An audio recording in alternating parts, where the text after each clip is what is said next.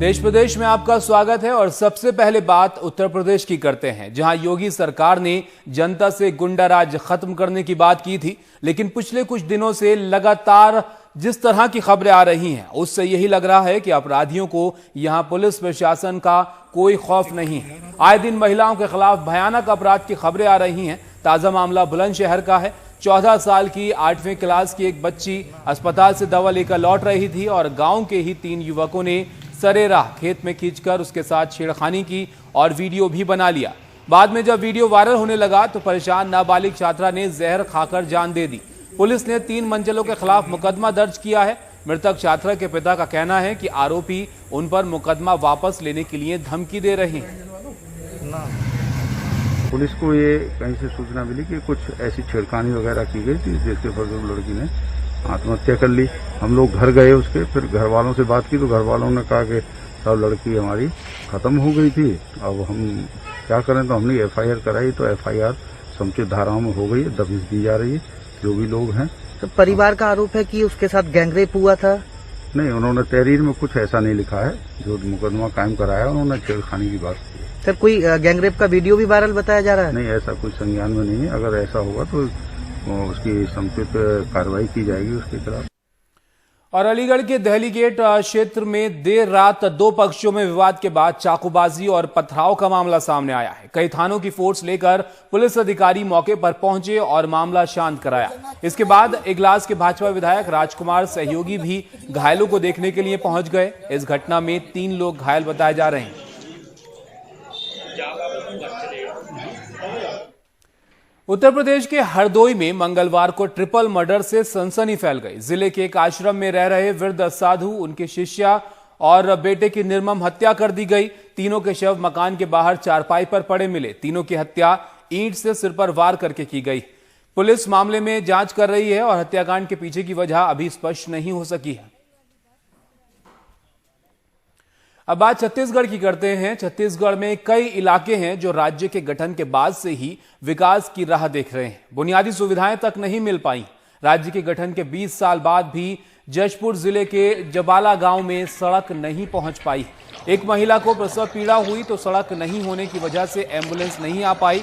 मजबूरन उसके परिजन महिला को खाट पर लेकर 5 किलोमीटर चले, फिर भी एम्बुलेंस नहीं मिली। बाद में निजी गाड़ी से महिला को अस्पताल पहुंचाया गया। जाहिर है, स्वास्थ्य सेवाओं की बेहतरी को लेकर प्रशासन के तमाम दावे खोखले साबित हो रहे हैं।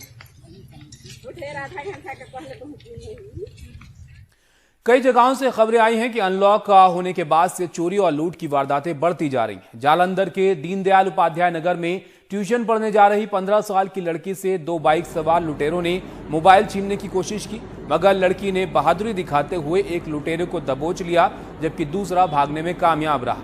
आरोपी ने कुसुम पर हमला भी किया। उसका हाथ बुरी तरह से इस हमले में जख्मी हो गया। बावजूद इसके उसने आरोपी को नहीं छोड़ा।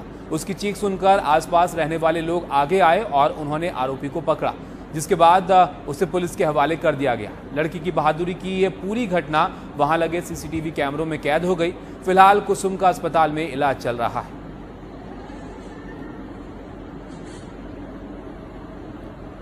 आगरा के एक निजी अस्पताल पर बच्चा खरीदने के गंभीर आरोप लगे हैं। रिक्शा चालक प्रसव के लिए अपनी पत्नी को शहर के यमुना पार जेपी अस्पताल लेकर गया, जहां 24 अगस्त को बेटे का जन्म हुआ और 30,000 रुपए का बिल आया। आरोप है कि शिवचरण अस्पताल के 30,000 देने में असमर्थ रहा।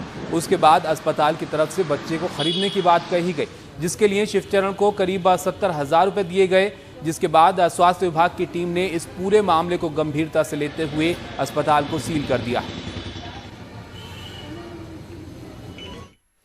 ओडिशा के पुरी जिले में बाढ़ पीड़ितों की मदद के लिए 6 नए आधुनिक पावर बोट लाए गए हैं। बादलपुर, नुआसाही और हल्दीपाड़ा जैसे बाढ़ प्रभावित क्षेत्रों से 62 लोग अब तक बचाए जा चुके हैं। इन बोट्स के जरिए राहत सामग्री भी बांटी जा रही है।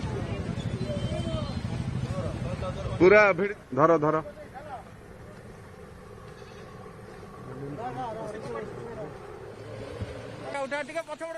और ओडिशा के अग्निशामक दल ने गंजम में मझधार में फंसे बंदर को बचाया। इस दरअसल बंदर जलाशय के बीच में फंस गया था। बंदर घायल था और काफी मशक्कत के बाद उसे सुरक्षित बाहर निकाल लिया गया।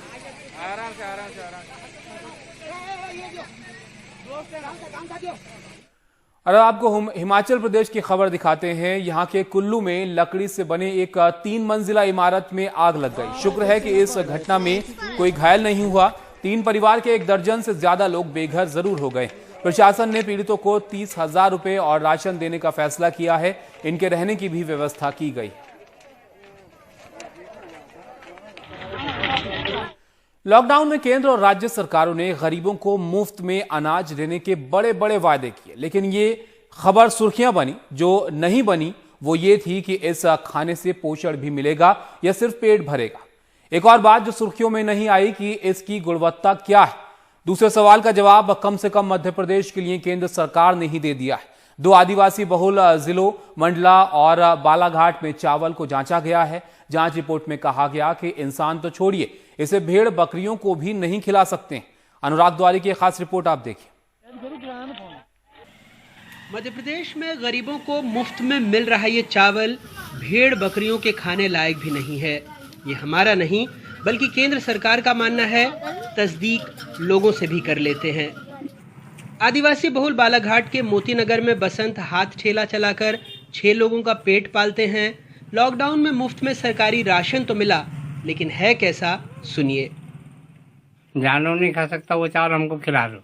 18 किलो चावल 12 किलो गेहूँ। खराब रहता है वो। खराब रहता है तो फिर खरीद के खाते हो? खरीद के खाते हैं खंडा। मोतीनगर की झुग्गी में चाहे संगीता वंशकार का दरवाजा खटखटा लें, चाहे किसी और का, सरकारी राशन को लेकर सबकी यही राय है। अनाज ये क्या दे रहे जी, वहाँ पे क्या कहते गोदाम में तो वो खा नहीं सक रहा है, सब फेंकने लायक का हो गया। अच्छा, इतना कंकर पत्थर है, कोई जानवर भी नहीं खाएंगे। मटियार बहुत है, साफ नहीं है, खा नहीं पा रहा है, घुन लग रहा है। ऐसा अच्छे से पहुँचाओ अनाज तो खा सकेंगे गरीब लोग। प्रदेश सरकार द्वारा जो फ्री में राशन दे रहे हैं, BPL कार्ड वालों को दे रहे हैं, वो इतना घटिया किस्म का है कि उसमें घुन लगा हुआ है और कंकड़ पत्थर निकल रहे हैं। तो प्रदेश सरकार या इंडिया सरकार ने गरीबों को मजाक बना लिया है। लोग धोखे छाल के भी खा रहे हैं तो रोटी का स्वाद और चावल का बेकार लग रहा है, बीमार पड़ रहे हैं। तो ये अधिक विडम्बना है कि सरकार अगर फ्री में दे रही चावल तो इतना तो दे कि कम से कम वो गरीब लोग खा सके। इन लोगों की शिकायत को केंद्र सरकार की भी उपभोक्ता मामलों, नागरिक एवं खाद्य आपूर्ति विभाग ने सही माना है। शिवराज सरकार को रिपोर्ट भेजी है और कई बातें पूछी हैं। इस साल 30 जुलाई से 2 अगस्त तक बालाघाट और मंडला में 32 सैंपल एकत्र किए गए। 31 डिपो से और 1 राशन की दुकान से। CGAL लैब में परीक्षण के बाद पाया गया सारे नमूने न सिर्फ मानकों से खराब थे बल्कि वो फीड 1 की श्रेणी में हैं, जो बकरी, घोड़े, भेड़ और मुर्गे जैसे पशुधन के लिए उपयुक्त हैं। अभी तक हमारे विभाग में और मेरे पास इसकी कोई जानकारी नहीं है। और केंद्र सरकार की अगर टीम आई रही होगी, जांच किया होगा और जांच में अगर इस टाइप के अनियमितताएं पाई गई होंगी तो उन दोषी अधिकारियों के खिलाफ कार्रवाई की जाएगी। गोदामों के रिकॉर्ड के मुताबिक जहां से सैंपल लिए गए वो मई-जुलाई 2020 में खरीदे गए थे। रिपोर्ट कहती है चावल न सिर्फ पुराने और घटिया हैं बल्कि जिन बोरियों में इन्हें रखा गया वो भी कम से कम 2 से 3 साल पुराने हैं। खरीदी से लेकर पूरे वितरण में गंभीर खामियां हैं। इस पूरी प्रक्रिया में शामिल अधिकारियों कर्मचारियों पर कार्रवाई की जानी चाहिए। ऐसे खाद्यान्न की आपूर्ति करने वाले राइस मिलर्स को भी तत्काल ब्लैकलिस्ट किया जाए। ये कहाँ गड़बड़ी हुई, कहाँ भ्रष्टाचार हुआ, इसकी जांच होनी चाहिए और जो लोग दोषी है उनको कड़ी से कड़ी सजा मिलनी चाहिए। और मुख्यमंत्री शिवराज सिंह से भी हमारा निवेदन है कि जो पहले से राष्ट्रीय खाद्य सुरक्षा अधिनियम और 5 किलो प्रति व्यक्ति अनाज देने का पहले से प्रावधान है, आप उसका इम्प्लीमेंट्स करने के बजाय ये नाटक नौटंकी बंद करिए भाई। राष्ट्रीय खाद्य सुरक्षा कानून के तहत मध्य प्रदेश की कुल आबादी का 75% हिस्सा खाद्यान्न सुरक्षा के दायरे में आता है। राज्य में 25,490 राशन दुकानों के माध्यम से साल 2011 की जनगणना के मुताबिक 1 करोड़ 17 लाख यानी लगभग 5 करोड़ 6 लाख से ज्यादा हितग्राहियों को 1 रुपए किलोग्राम के हिसाब से गेहूं और चावल मुहैया कराया जा रहा है। लेकिन अभी कुछ दिनों पहले ही पता लगा था कि राज्य में 36 लाख ऐसे गरीब हैं जिन्हें गरीब होने के बावजूद सरकारी राशन नहीं मिल पाता। वहीं 96 लाख ऐसे गरीब हैं जिनके नाम राशन कार्ड में जुड़े हैं, मगर वो अलग अलग कारण से सरकारी राशन पाने के लिए पात्र नहीं हैं, यानी फर्जी हैं। और अब जो राशन मिल रहा है, केंद्र सरकार खुद कह रही है वो घटिया क्वालिटी का है, इतना घटिया जिसे भेड़ बकरियों को दिया जा सकता है, इंसानों को नहीं।